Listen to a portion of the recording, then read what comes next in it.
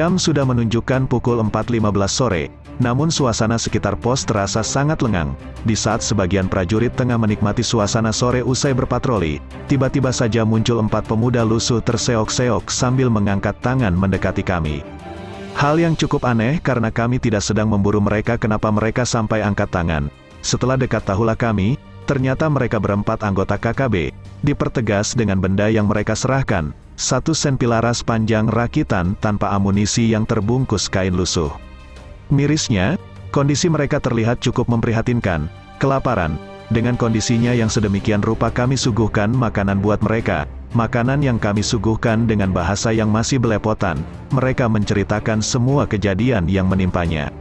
Dari penuturan yang bisa kami cerna, ternyata 4 pemuda ini kabur dari kelompoknya karena tak tahan dengan kehidupan ala KKB, dengan segala aktivitas yang sangat berat dengan logistik yang tidak memadai menambah sengsara para anggota KKB. Masih cukup beruntung, kata seorang di antara mereka, setelah bergabung selama 7 bulan mereka berempat bisa kabur saat ditugaskan melakukan gangguan keamanan. Namun saat ini mereka berempat menjadi DPO dan sedang dikejar-kejar oleh kelompoknya. Kaburnya beberapa anggotanya merupakan malapetaka bagi KKB. Dengan begitu, pos-pos dan markas mereka serta rahasia besar lainnya akan terbongkar. Jadi cukup beralasan jika saat ini 4 pemuda ini jadi buruan pihak KKB. Namun kami tetap waspada dengan kehadiran orang asing apapun alasannya. Saat 2 rekan prajurit tengah mengantar 3 pemuda ini ke kamar mandi, saya amati senjata rakitan yang mereka serahkan. Popor kayu senapan yang baru dibuat terlihat kasar tanpa diamplas. Otak saya menampung banyak kecurigaan. Janggal, 4 anggota KKB ditugaskan melakukan aksi atau gangguan keamanan hanya bermodalkan 1 senjata rakitan tanpa amunisi. Mana senjata lainnya minimal parang atau busur panah. Saat saya tanya perihal saya pada seorang pemuda yang masih bersama kami, si pemuda sedikit tertegun, tak menyangka mendapat pertanyaan dari saya. Seperti asal menjawab, pemuda ini mengatakan bahwa hanya sekedar untuk menakut-nakuti warga saja.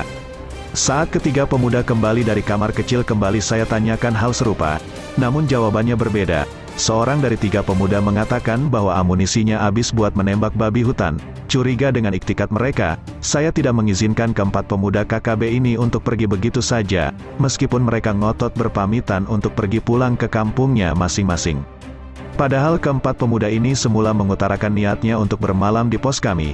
1 jam lebih melakukan interogasi, kami baru berhasil mengorek keterangan dari pemuda KKB ini. Sebelum menyerahkannya pada aparat kepolisian, ternyata mereka berempat pura-pura menyerahkan diri dan bisa bermalam di pos, bermaksud memetakan kekuatan kami, serta punya target mencuri senjata serta amunisinya dan beberapa info penting lain yang kami peroleh.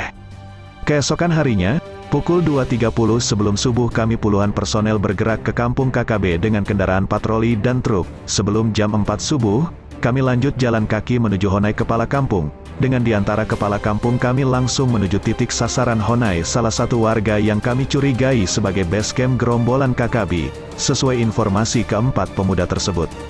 Benar saja, saat kami masuk Honai secara tiba-tiba tampak 2 pria tengah menghangatkan tubuhnya di dekat perapian. 3 lainnya masih terlihat lelap dalam mimpinya. Beberapa senpi laras panjang bersandar di dinding Honai. Tiba-tiba saja beberapa letusan senjata terdengar di luar Honai. Terlihat seorang KKB sudah tersungkur dengan parang masih di tangan. Rupanya seorang KKB di luar nekat menyerang prajurit yang berjaga di luar Honai.